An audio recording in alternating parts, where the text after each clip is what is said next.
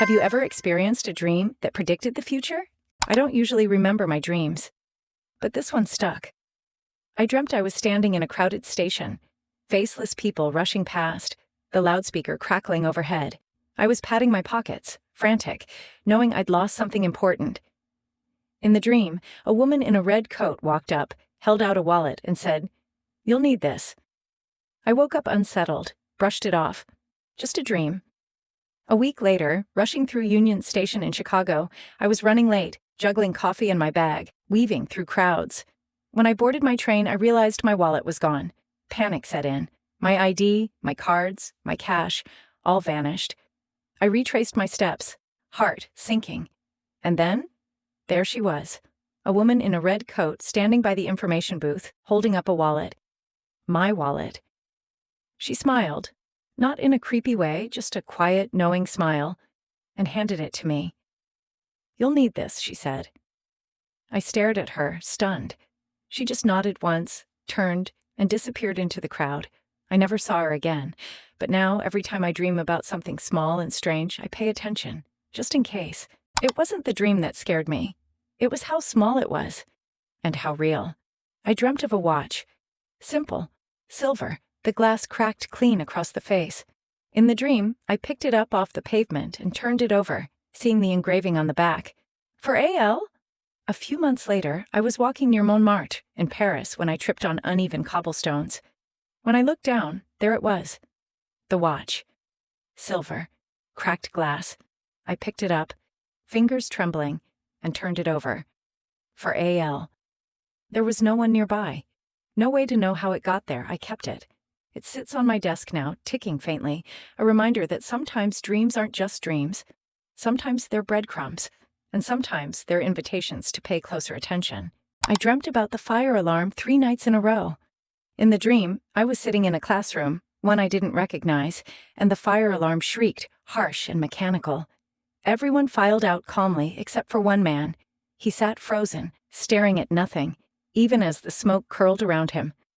I woke up uneasy, but brushed it off. 2 weeks later, I was attending a guest lecture at a university in Boston. Midway through the talk, the fire alarm went off. The shriek was exactly the same. Everyone stood up, moving toward the exits. I was halfway down the aisle when I saw him.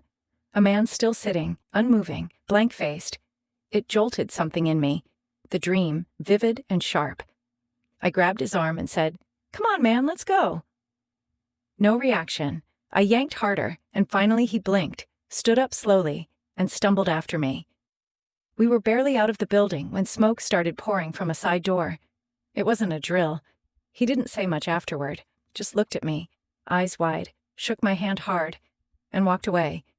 I never saw him again. I still wonder if he would have made it out without that dream, or if some part of me knew he wouldn't. Dreams about numbers don't usually mean much. Random, jumbled nonsense. Unless they don't.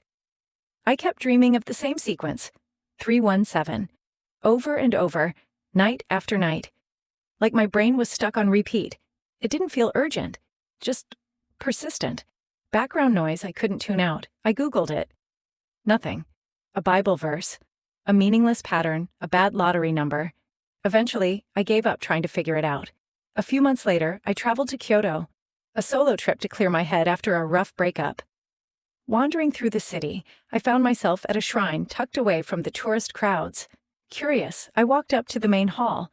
At the entrance was a row of old stone steps, cracked, moss-covered, worn smooth by centuries of footsteps. At the base was a plaque. Established in 317 AD. I froze. Maybe it was a coincidence. Probably. But when I climbed those steps and stood at the top, looking out over the city, I felt something lift. The heaviness, the sadness I hadn't even realized I was still carrying. Sometimes numbers aren't just numbers. Sometimes they're directions, if you're paying attention. It wasn't a nightmare. More like a memory of something that hadn't happened yet. I kept dreaming about a face. A woman. Dark hair, green eyes, a small scar above her eyebrow. I saw her over and over, vivid and detailed. Always in the same place. A crowded square, pigeons scattering, warm sunlight on stone. I don't even live in Europe. I chalked it up to some weird quirk of the brain, an image stuck on repeat. Then, 2 years later, I traveled to Barcelona on a whim. Wandering through Plaza Real one afternoon, camera slung over my shoulder, I saw her, sitting at an outdoor cafe, green eyes, dark hair, scar above the eyebrow. I must have stared because she looked up and smiled, like she recognized me too. I sat down. We talked about travel, books, the way Barcelona feels like a city out of time. It wasn't love at first sight. It wasn't anything dramatic, but it felt inevitable. We stayed in touch, traveled together, laughed about how strange life can be. When we tell people how we met, I usually leave out the dream part.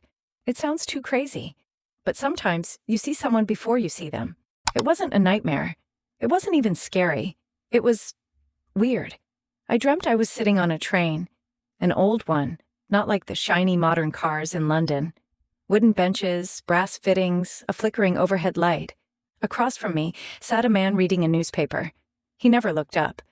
But I knew, somehow, that if he did, I wouldn't like what I saw. I woke up, shrugged it off, and didn't think about it again. 2 years later, I found myself on the tube, reading, half asleep after a long day. I changed lines, one of the older ones, and stepped onto a carriage that looked wrong. Wooden seats, brass fittings, flickering lights. I sat down, suddenly uneasy. Across from me sat a man, hidden behind a newspaper. The dream came flooding back, every detail sharp and undeniable. I stood up immediately and moved to the next carriage. I didn't look back. I didn't want to know. Maybe it was coincidence. An old, refurbished carriage. A tired commuter. That's the rational explanation. But sometimes, when the lights flicker just right, I wonder what would have happened if I'd stayed. Grief does strange things to the mind. Dreams, too. After my grandfather passed away, I had a recurring dream.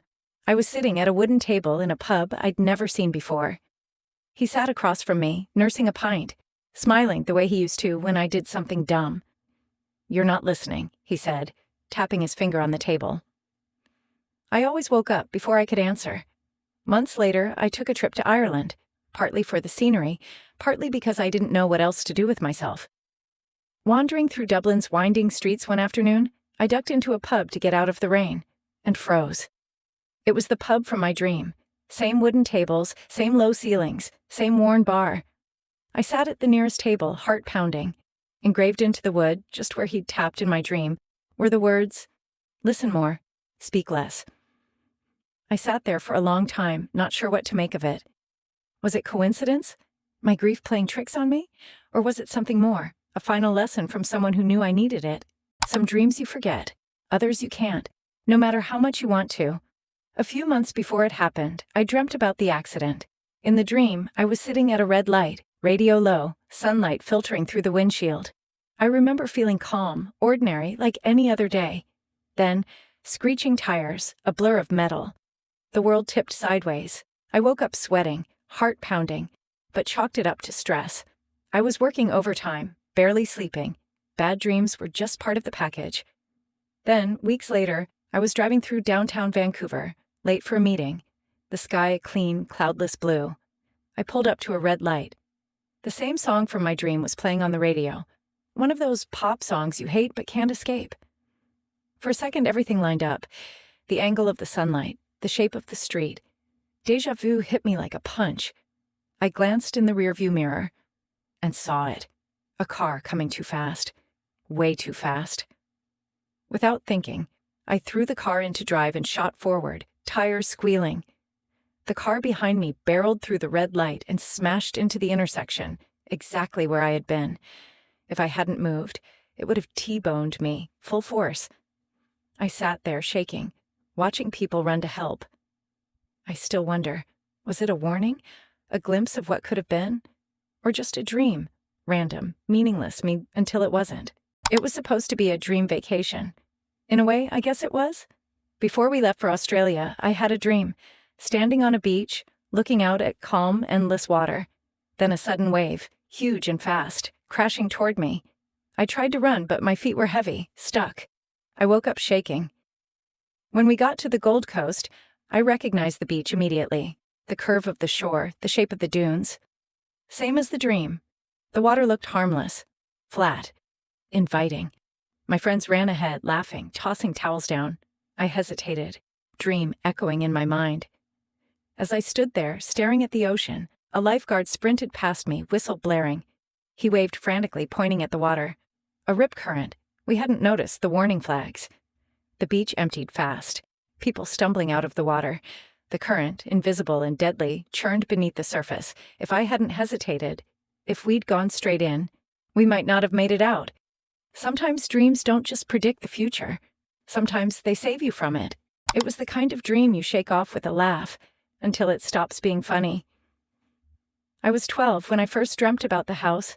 A 2-story colonial, pale yellow with peeling paint, a sagging porch, and windows like dark, watching eyes. In the dream, I stood at the bottom of a cracked driveway, staring at it. No matter how much I wanted to move, I couldn't. Every few months, the dream would come back. Always the same house, the same feeling, not fear exactly, but something heavier. Like I was supposed to be there but didn't want to be. Years passed. The dream faded into one of those childhood memories you don't revisit unless something triggers it, like a road trip through Vermont with my college roommate. We were heading to a hiking trail, winding through sleepy towns and dense woods when we passed it. The house. Exactly as I had dreamt it. Pale yellow, peeling paint, sagging porch. I felt the breath leave my lungs. "Stop the car," I said. We pulled over. I got out, legs shaky. My roommate called after me, but I barely heard him. I walked up the cracked driveway, my sneakers crunching on gravel. The air smelled of damp earth and something older, mustier. The porch creaked under my weight. Up close, the house looked worse. Broken shutters, rotting wood, empty, abandoned.